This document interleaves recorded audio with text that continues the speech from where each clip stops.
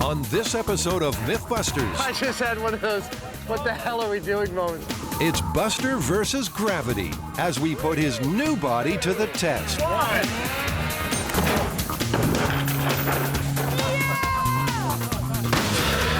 Jamie and Adam come to the aid of thirsty partygoers Oh, it feels nice and frosty. as they search for the fastest way to cool a six-pack. And the build team puts bodies on the line in search of ancient electricity.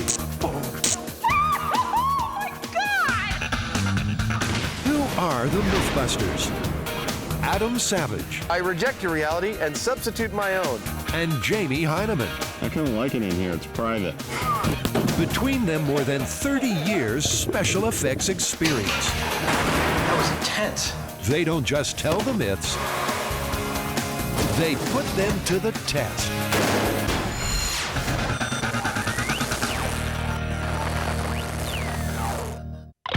It's a nightmare on Easy Street. Tailgate party, thirsty people, warm beer. 62 degrees. What is the fastest way to cool a six-pack?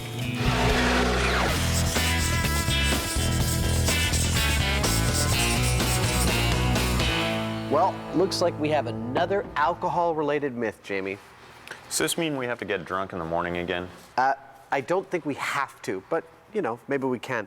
This myth actually came to us off the Discovery website. A fan wrote in saying he had heard that in Vietnam, when they were out in the field and had a warm six-pack that they needed to cool down, they would bury it in the sand, pour a quart of gasoline over it, set the gasoline on fire, and somehow the six-pack, when they dug it up, would be nice and cold. Well, it sounds like a fun one for us to test. Oh yeah, I mean, there's nothing more patriotic than gasoline and beer. Chilling beer. Clearly, the Mythbusters will have to research this one thoroughly. What they need is a field trip. Jamie, I've got the perfect place for us to experiment with beer, right here, Connecticut Yankee. They have beer here? They have lots of beer. Inside, the Mythbusters Beer Oracle. His name is Fritzy. So Fritz, have you heard the myth about being able to chill a six-pack of beer by pouring gasoline over the top of beer that's buried in sand? And setting it on fire. No, You haven't heard that one, huh? no, What do you think? Would it work? no. Well, Fritz, what's the ideal temperature for a beer? 38 degrees probably, 38? I'm thinking, yeah. Okay. 38 golden degrees. Jamie and Adam could spend hours soaking in Fritzy's wisdom. Instead, they'll attempt to cool a six-pack to 38 degrees by setting it on fire. We've got our sample beach here, and we've got our sample six-pack. We're gonna crack a beer open, see what its temperature is. Then we're gonna put it in the sand, pour a quart of gas over it, set it on fire. Immediately after the fire goes out, we're gonna pull out a beer, measure the temperature again, and see if there was any drop in the temperature. The theory is that in the same way evaporating water sucks heat out of its surroundings, the burning gas will suck lots of heat out of the beer. It's 65.4 degrees. We want to bring it down to somewhere around 40 degrees or slightly under that. All right, standing by the gasoline? Or is it right here? Yep. Yeah, I wouldn't want to put more than a quart in there. Okay. All right, light it. 5, 4, 3, 2, 1. Oh, that's spectacular. This thermometer we have under here is actually measuring the temperature of the sand about where the beer is. It's now at 66 degrees. It's gone down about a quarter of a degree since the fire started. But maybe through some mysterious thermal exchange, the beer has become icy cold. 68 degrees, so it has warmed it up. Or maybe not. So this technique yielded a warm, gasoline-soaked, sandy beer. This is pretty much the very last thing I want to bring near my lips at the beach. So the gas fire-cooled six-pack myth is busted. But maybe there's a better way. I bet there's some really nifty ways of chilling down a beer really quickly. I would have to agree, but I think we should start by getting a really good benchmark as to how long it takes a normal six-pack to cool down, like in a refrigerator, in a freezer, in a cooler. So why don't we do a bunch of trials on a six-pack and see what the standard cooling times are. So in hot pursuit of the fastest way to chill a six-pack, the Mythbusters will compare several methods. The fridge and freezer, of course, and some more party-friendly options. Coolers with ice, ice and water, and ice, water, and salt. Let me see if I can tell the difference between these two. Adding salt melts ice and lowers the water's freezing point. Yeah, I gotta say this one is more painful. So you get much colder water. Wow, the difference is really clear. The ice and water is 33 degrees. The ice, water, and salt is 24 degrees. Well, I'll be darned. Chemistry at work. Let's see what a baseline room temperature of beer is. What do you know? It's the temperature of the room. 62 degrees. That's exactly what we've got there. They'll time when each method reaches drinking temperature of between 37 and 40 degrees, checking the beer's temperature every 5 minutes, in much the same way a thirsty partygoer might. 38 seconds. Okay. Waiting another 4 minutes and 20 seconds. Which gives them just enough time to try a less conventional method.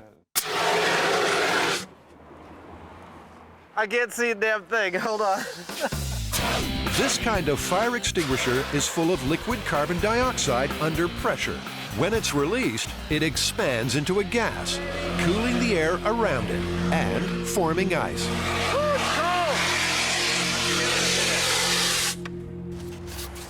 All right, so it's been about 2-3 minutes here. Let's see how much it cooled this beer down. Oh, it feels nice and frosty.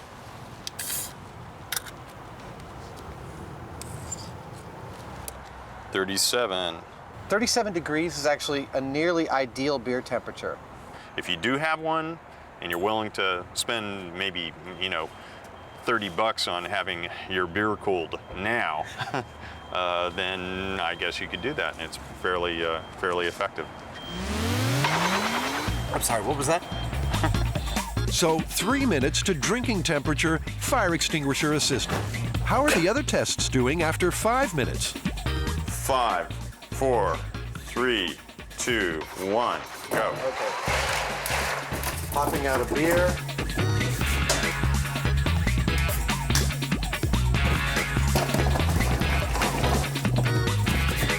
Wow. What? Salt water, 35.9 degrees. Wow! Salt water's done. Yeah. 30, wait. The regular ice water, degrees? 44 degrees. Okay. And regular ice, 57 degrees. 4. How much? Cooler with ice, 57? Yeah. The freezer and fridge are at 55 and 60 degrees. So, partygoers, if you've only got 5 minutes, salt water and ice is the answer. So the ice and water and salt is done. We're done with that. We've reached the target temperature and a little bit more. Science plus beer equals good. As for the rest, the cooler with ice and water was next best at 15 minutes. Then the freezer at 25. Just ice took half an hour. And if the fridge is your only hope, maybe invite the gang back tomorrow. Well, we got some not so impressive and some impressive times to cool down a six-pack. But the CO2 fire extinguisher beat everything hands down at 3 minutes. Well, so are we going to be able to improve on these with our own little inventions? Well, that's our challenge. Can we build a device that can cool a six-pack down in less than 3 minutes? Well, looks like it's back to the machine shop. Time to get to work.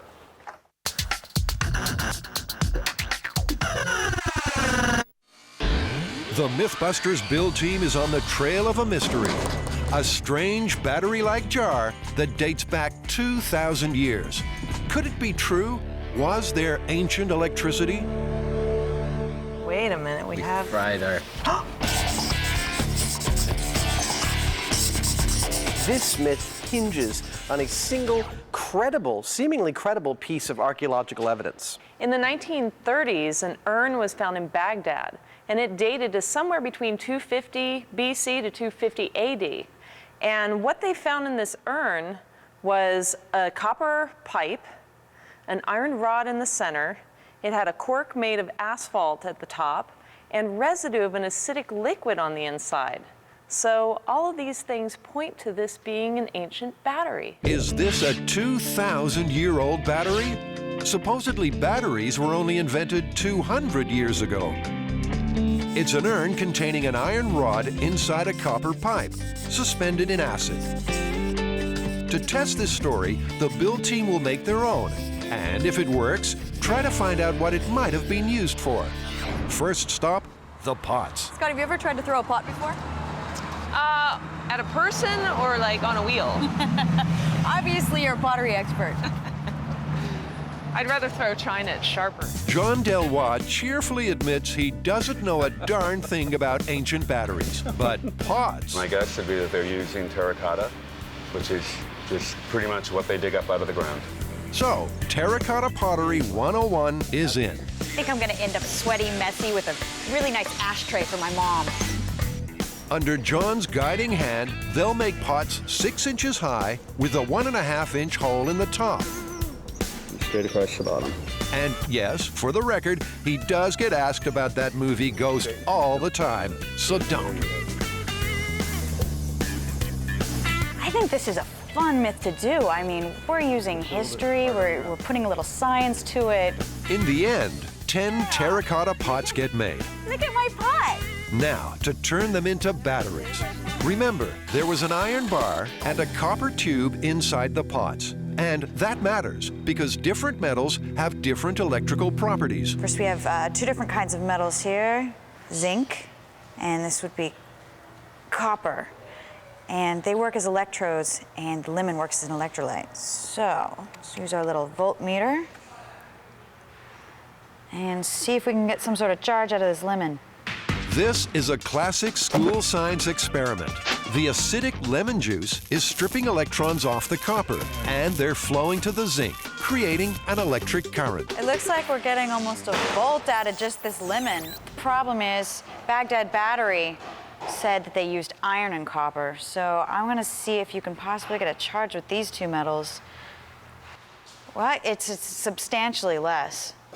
You get about 1/3 of the volts you can get with zinc as you can get with iron. So the iron-powered battery makes a lemon look good. The results are similar with other possible ancient acids like grape juice and vinegar. From the grape juice, we are getting 0.89. But ever the optimists, the build team goes into mass construction mode.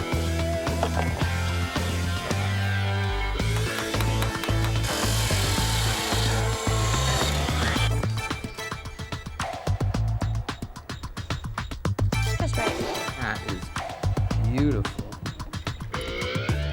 Lemon juice stings when it gets in your eye. That's a nice, tight fit. Now I'm gonna test the voltage.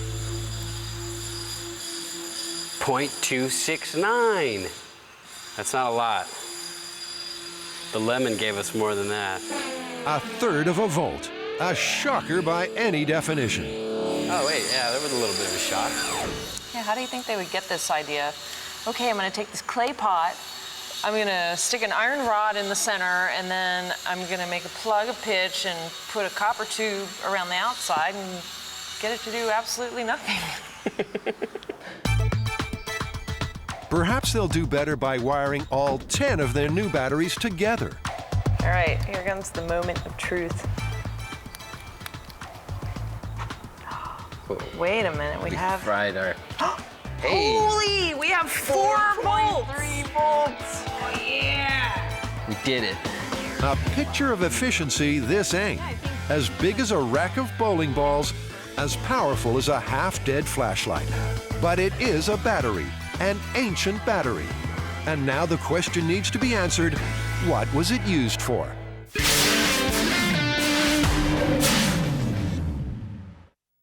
The Mythbusters are turning their collective brainpower to the needs of the party-going public. Can they make a machine to chill a 6-pack in under 3 minutes?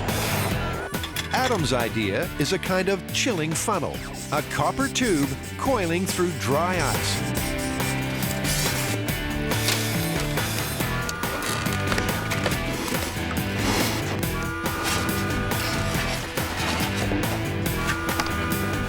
the beer in here. We'll have a funnel here. And it'll go through the coil and come out here, hopefully, the perfect temperature. Jamie, meanwhile, is taking a different approach. By heating up a metal sheet, It's much softer. he's able to bend it around into a tight coil.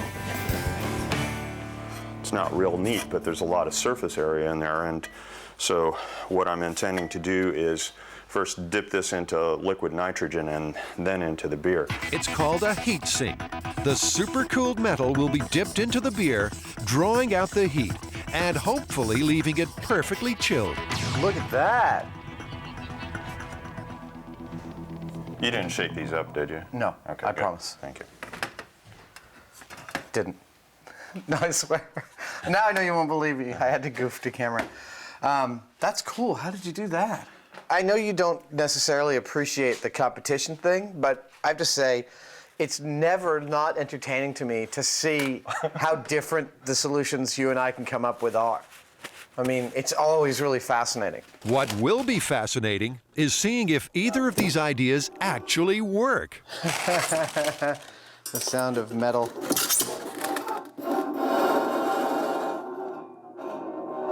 It's the sound metal makes against dry ice.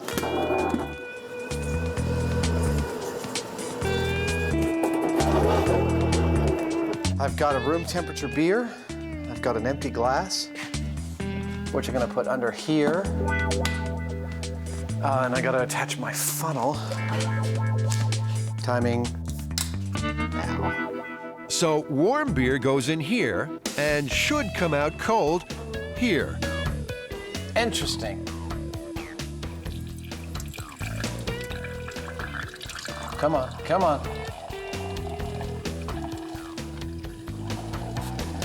All right, well, I see that the first problem I have is actually I got the beer too cold. My coil is so cold, I can tell that it's probably freezing the beer on its way down, which is why it doesn't just immediately start pouring out. Now that is one cold beer. It's at 32 degrees. I mean, it's ice, ice, cold, baby. Well, I've finished my beer chiller, even put a handle on it so I won't chill my hands. And the idea is that this will get dipped into either liquid nitrogen or some other substance that will cool it down, then I'll dip this in a beer. Liquid nitrogen, the bartender's friend. Its temperature is a brisk minus 320 degrees Fahrenheit. Okay. Whoa! Everything's creaking.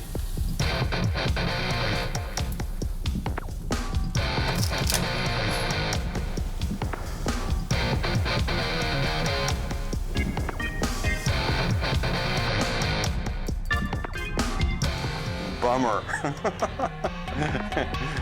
It only took it down a few degrees.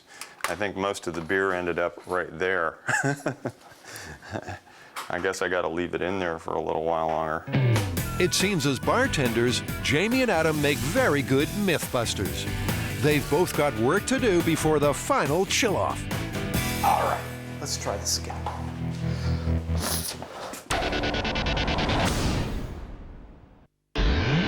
The build team has made its ancient batteries. They're weak, but the challenge now is to find out what they might have been used for.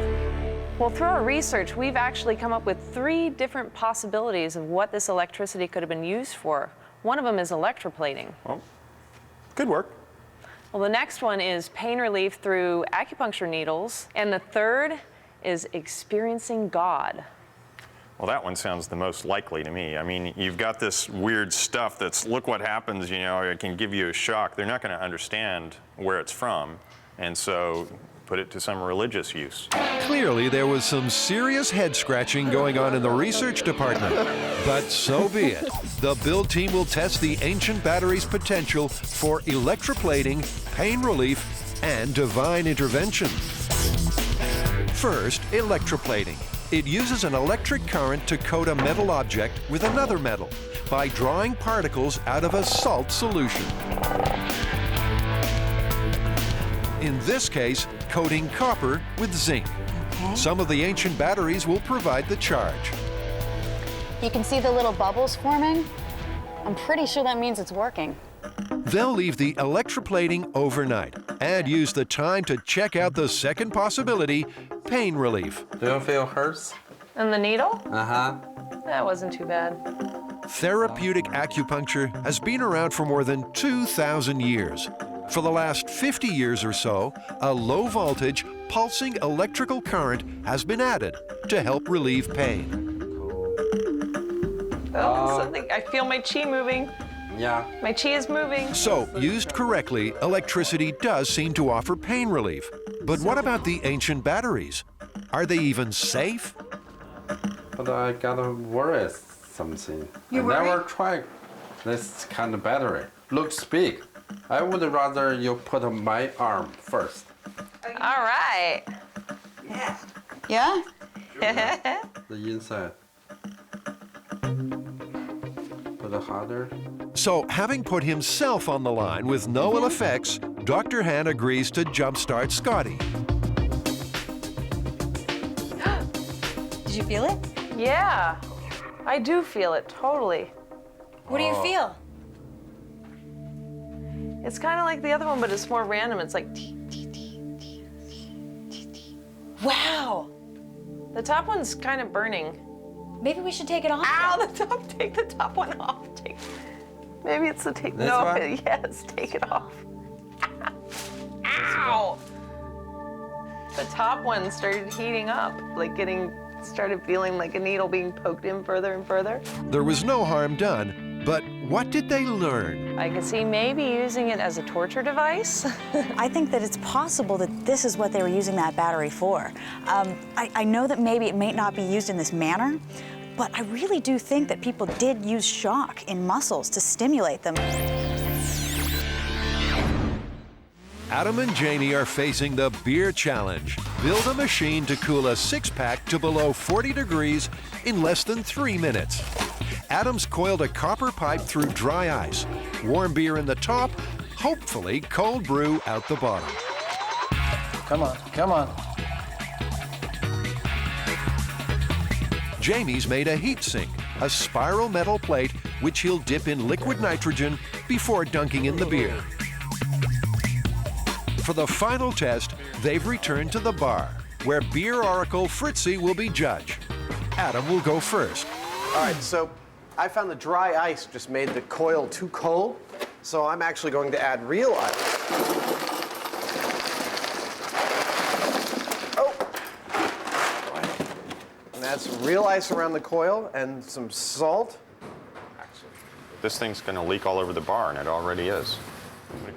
3, 2, 1, go.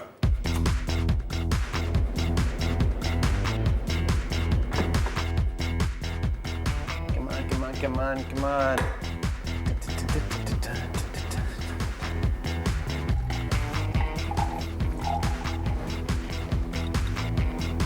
30 seconds. 30 seconds. I have to go to the bathroom. All right, there we go. Testing the temperature. It's still flowing. Oh, man. My ice only got it to 46 degrees. That won't cut it.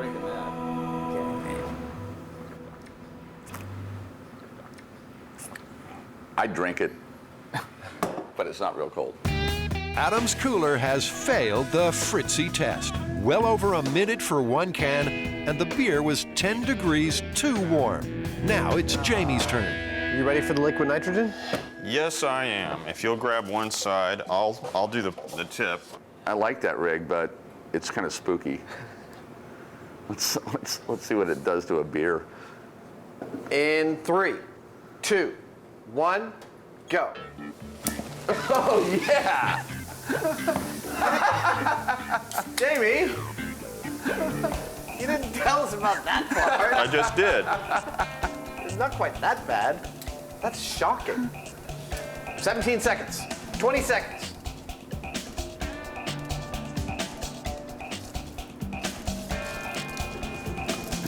Did you just freeze the whole beer? Well, the last time I lowered it in a little bit more gingerly. This time it foamed it up quite a bit. That's amazing. So you're ending up with a perfectly cooled 1/3 of a beer. There you go.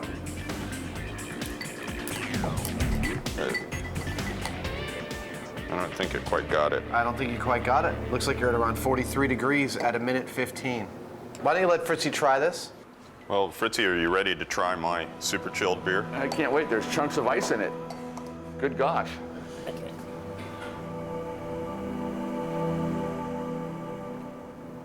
Big stick, no love. It's not real warm. I mean, it's not real cold.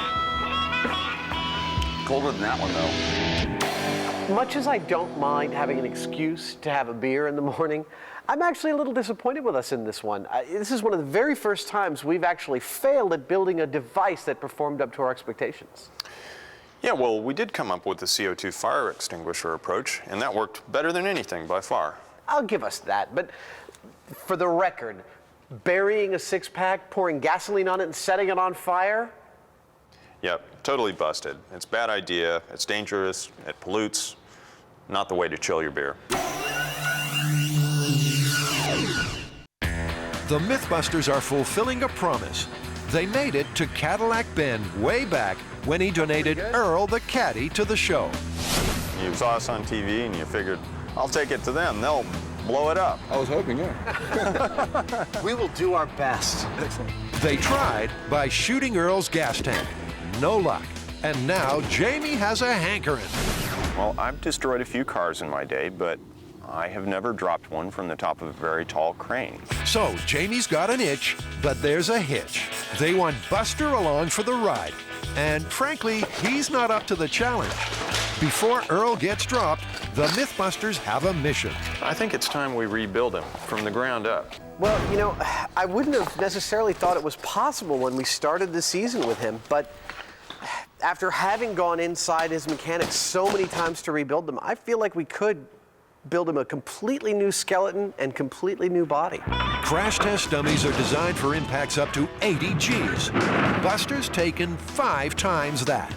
Buster 2.0 will be tougher and easier to repair. There was a sneak preview in the Buster special, but now the nuts and bolts of his rebuild. First, the skeleton. His new joints are shaped out of cast aluminum, and the bones between are poplar wood.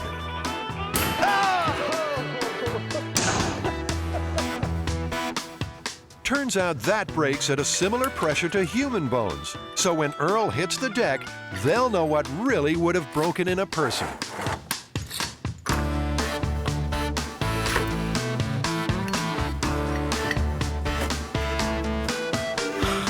Hey, Jamie. Yeah. Check this out.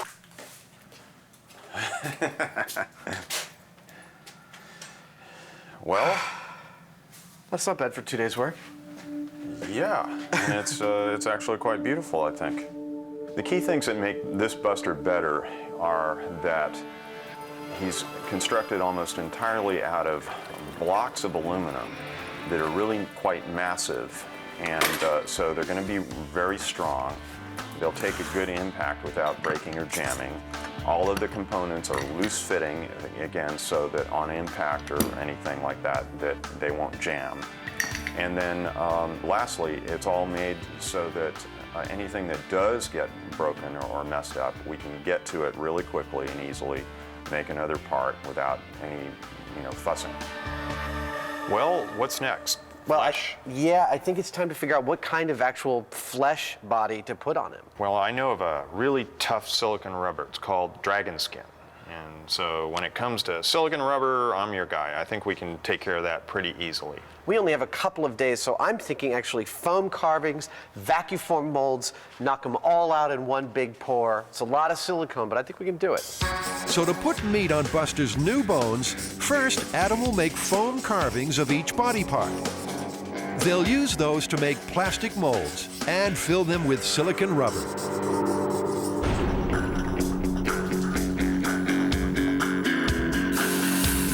Years of model making means hand carving an entire human body, no problem.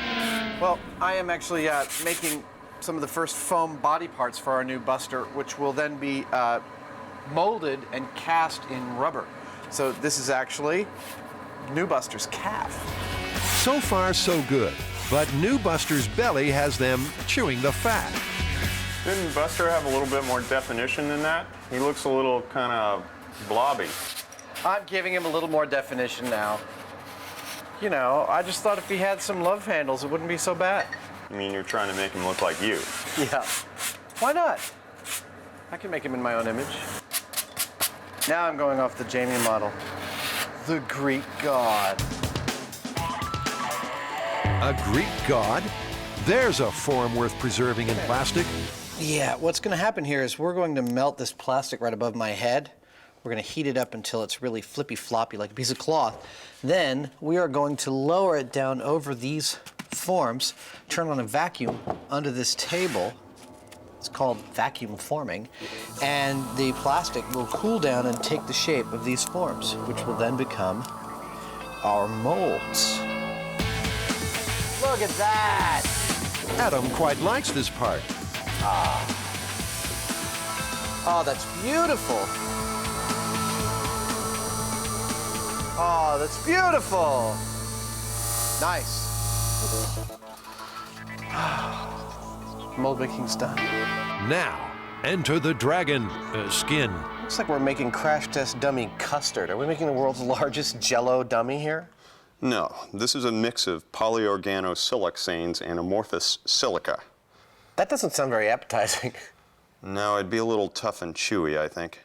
This stuff is tough. When it sets, it'll be able to withstand almost any impact and won't burn, even under a blowtorch. Buster will be one tough, pink ombre. I don't like the pink. It's a little creepy. Yeah, it's a little creepy, but so is what we do to Buster.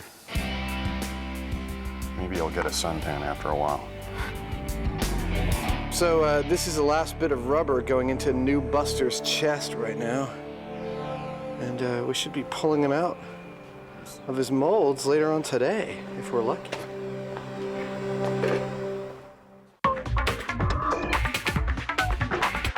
Back at the ancient battery testing, Carrie's electroplating has been cooking all night.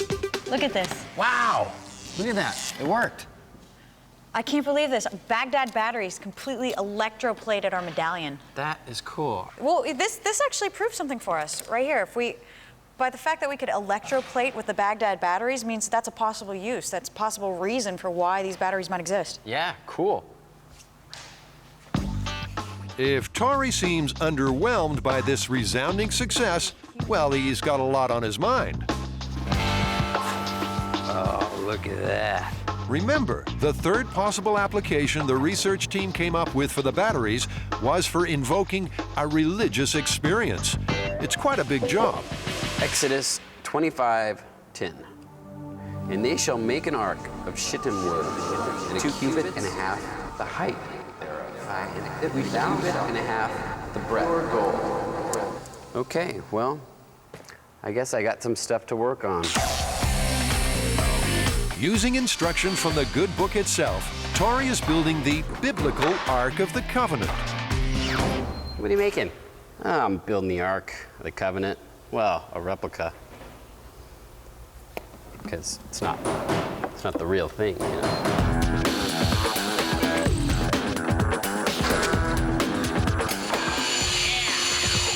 But the fun hasn't even started yet.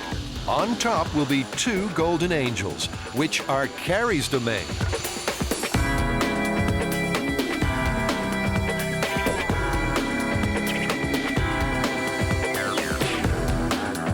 Jamie and Adam, aren't they little angels? The Ark is painted gold, the angels covered in gold leaf. They plan to connect the batteries and shock an unsuspecting victim. Really? But it takes 100 volts to produce a noticeable zap. They just don't have enough juice. All right, so basically, those Baghdad batteries aren't going to give us the voltage that we need to shock Adam. So what I am going to do is I'm going to hook up the red snapper. It's the cattle prodding, the cattle electrified fence device. We used this earlier. I'm going to hook this up to the angels, and hopefully this will give us a shock that we need. They used this same gadget for the 3rd rail revisit. Oh, there we go. I got a shot. was nothing. It was nothing. It seemed harmless enough then. Okay, let me try it. We want a really let decent me, shock. We want Adam's hair to stand up on it. But his hair is so short.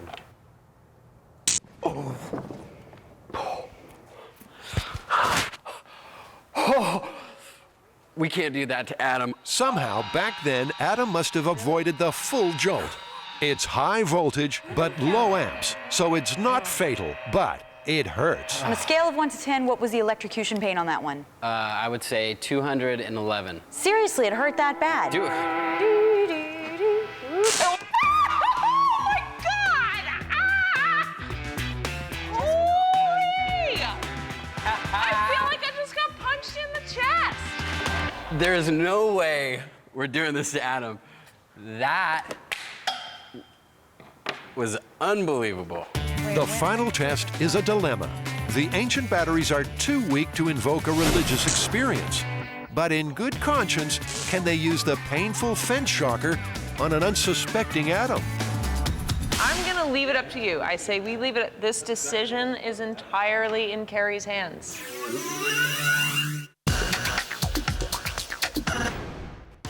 Buster's getting his new body ahead of being dropped 60 feet in Earl the Caddy. Buster 2.0 will be like a rubbery, pink Frankenstein's monster. Great. Coming out really good. Oh, I think it's gonna fly. You know, it's also good and bouncy.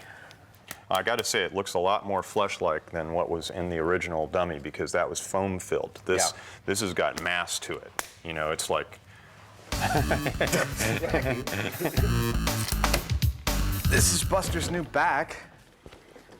The old Buster had most of his weight in his frame.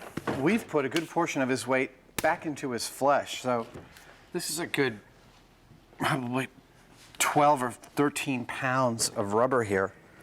And that's gonna sit right on there like that.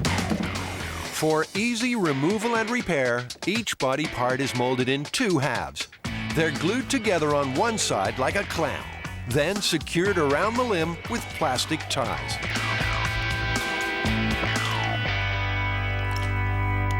He's a little meatier than he was before. But I think the seam system is actually working out quite nicely.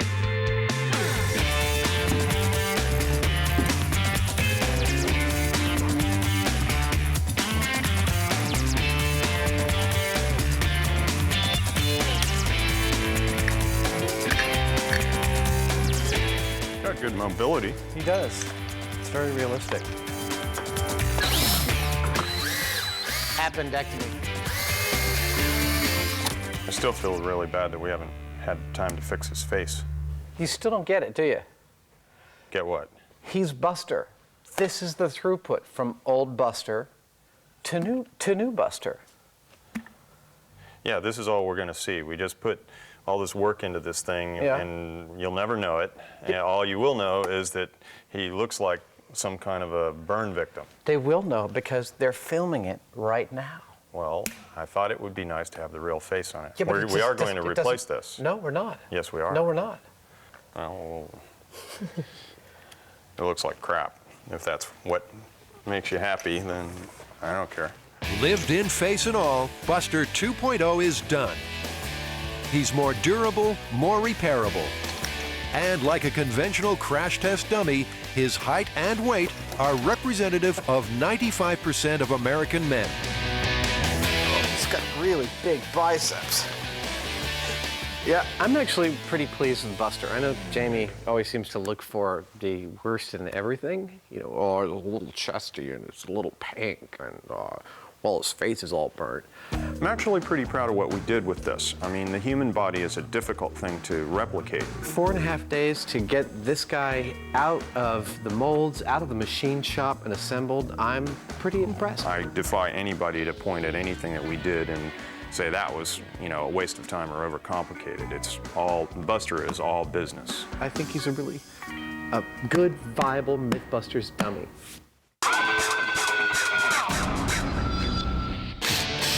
The final test for the ancient battery is a little left field. 2,000 years ago, in a society where electricity was apparently unknown, could an electric shock inspire religious awe? That'll do it. The build team made a replica arc and wired it to deliver a shock.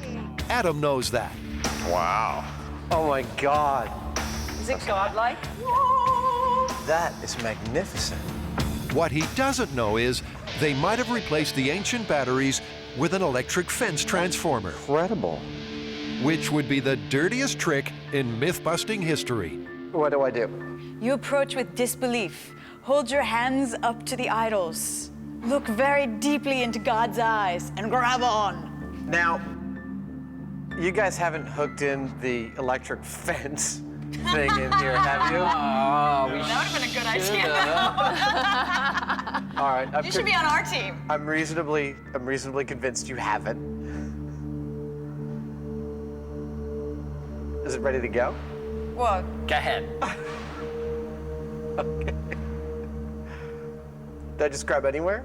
I guess. I don't know. I mean, it like doesn't. Oh! Do you feel God? You did hook up the real thing. Yeah. Jesus Christ. Messing with electricity is dangerous at the best of times, and that shock hurts. Are you all right? Yeah. Bigger off. than you expected. Did you get the kick in the chest? Yeah, and the head and the entire body. That was 10,000 volts through my heart. The build team has shown the ancient batteries do create a charge that can electroplate and potentially be used for pain relief. But promoting a fear of God by using the electric fence transformer, they really only produced a fear of Adam. Did that feel like God to you? I don't think so. If you were able to get any kind of tingle out of touching this thing, that it would have had very, very powerful ramifications. Everything that we can't explain is God. Amazing. To me, it sounds like everything you guys have tested is plausible, plausible, plausible. We're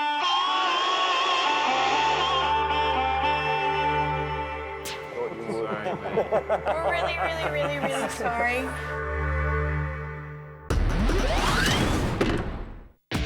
It's Earl's big moment, and Buster 2.0 will share it. Yeah.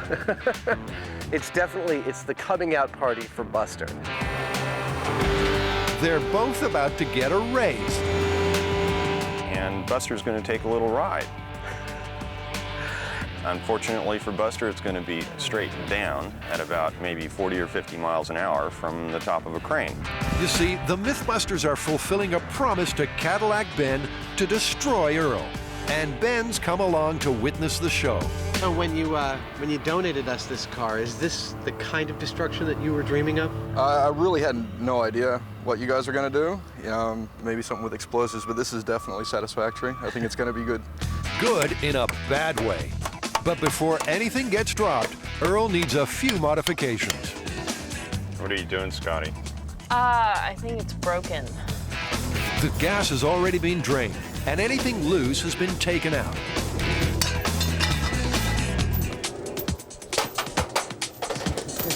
Don't mind me. They'll use a chain to connect Earl to the crane.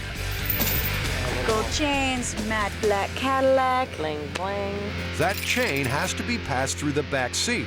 But wouldn't you know it, the windows won't wind down. What to do? What do you got, Scotty?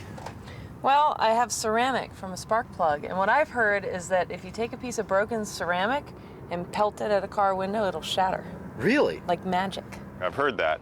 Seems unlikely, though, doesn't it? Seems unlikely, but I don't know. Let's find out. Watch your eyes. Oh, now you think it's gonna work? No, Yep, that was on the paint. Not breaking the window. Scotty, I don't think you're here. It's busted. oh, there you go. That's how to do it. All right. All right. I didn't think that was going to work. That's fantastic. That would be a myth confirmed. Do not try this at home. So they've cleared the way for the chain. Now, Adam has plans for the other end. This is actually a 10,000-pound quick release. This is what the car will be hanging from. And when we pull the safety pin and release this, the car drops. So I'm just setting up the rigging so that we can do that drop easily and safely. Goodbye, Guy. We'll see you. Keep your eyes on the road.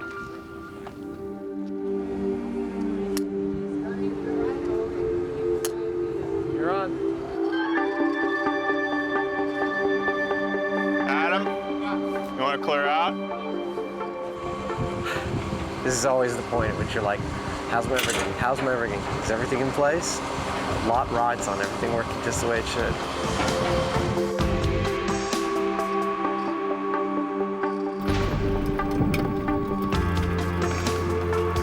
Buster and Earl are airborne, but this is tricky and dangerous.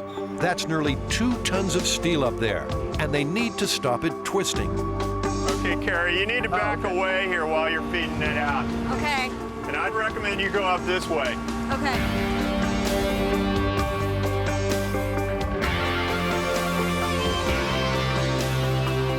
Okay, stop! This is the coolest thing I've ever seen. This is terrifying. I just had one of those, what the hell are we doing moments. Funnily enough, 60 feet up, Buster 2.0 is having one of those too. Will his new body hold up? Cadillac Ben is getting his wish. From this height, Earl's last drive will be like hitting a wall at 55 miles per hour. It's the perfect crash test for new Buster. Don't let go. Okay. And 3, 2, 1.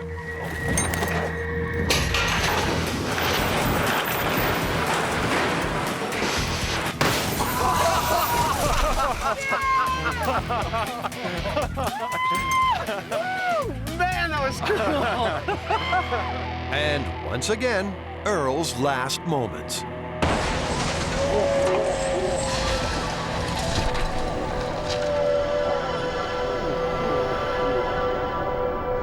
Wow. Fantastic. Oh my God. Oh, look at that. I'm not sure Buster's gonna be so... I've never seen anything like that. That's flat as a pancake on the front of the car. Earl is clearly no more. But how did Buster's brand new body cope with the ultimate crash test? You can see Buster from this side. He looks really uncomfortable. Yeah, his head's kind of at an angle. On the high-speed, bottom of frame, you can see he lost an arm on impact. Oh, man. Yeah, he lost an arm completely. There you go. Getting the rest of Buster out isn't quite so easy.